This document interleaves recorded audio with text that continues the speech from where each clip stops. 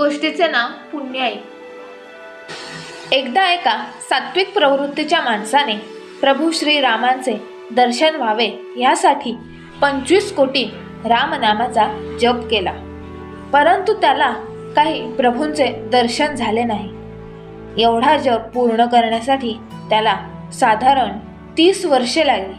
प्रभू श्रीरामांनी दर्शन दिले नाही। या जाणीवेतून तो माणूस फार उद्विग्न झाला आणि सज्जन गडावरती गेला। तिथे समर्थ रामदास स्वामींच्या समाधीजवळ जाऊन त्यांना अद्वैतदा बोलायला लागला।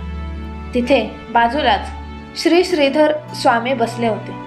आपल्या सद्गुरूंना असे बोलताना पाहून त्यांना थोडे वाईट वाटले आणि त्यांनी त्या माणसाला विचारलं, काय झालं?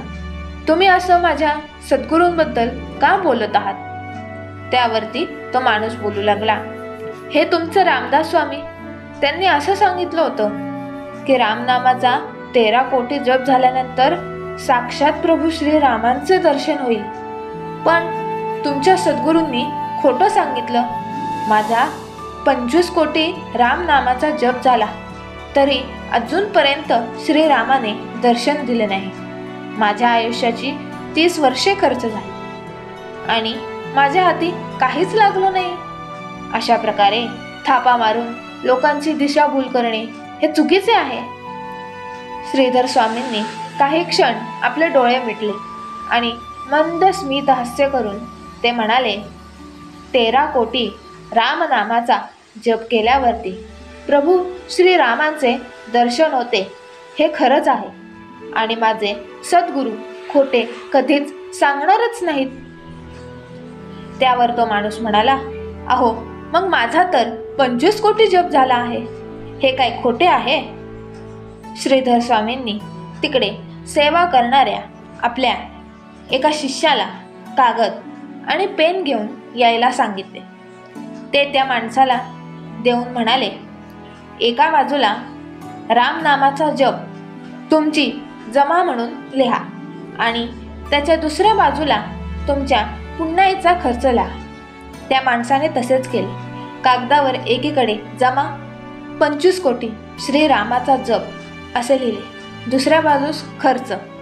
पहिले मुलीचे लग्न जमत नव्हते म्हणून श्रीरामाला लग्न जमवावे यासाठी प्रार्थना केली।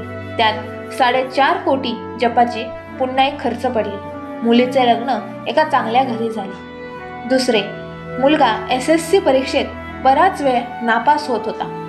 तो पास होण्यासाठी रामाला प्रार्थना केली।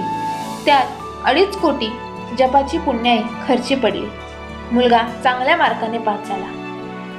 तिसरे, मुलाला नोकरी लागावी म्हणून रामाची प्रार्थना केली।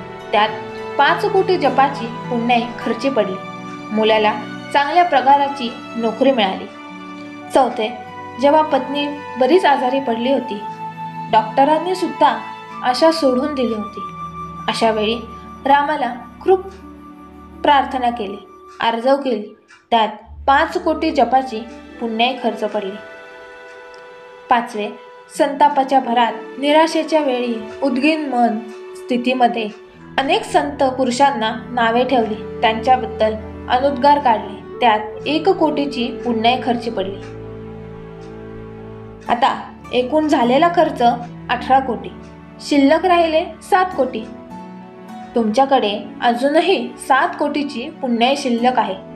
श्रीरामांचे दर्शन हवे असल्यास निष्काम भावनेने आणखी 6 कोटी जप करा, त्याने तुम्हाला प्रभू श्रीरामांचे दर्शन निश्चित होईल, असे श्री श्रीधर स्वामी म्हणाले। श्री श्रीधर स्वामींच्या या उपदेशाने माणसाचे समाधान झाले आणि त्याने अतिशय निष्काम भावनेने उरलेला 6 कोटी जप काही वर्षातच पूर्ण केला आणि त्याला प्रभू श्रीरामांचे प्रत्यक्ष दर्शन घडले। एकंदरीत काय हो, असा असतो नामस्मरणाच्या पुण्याईचा जमा खर्च।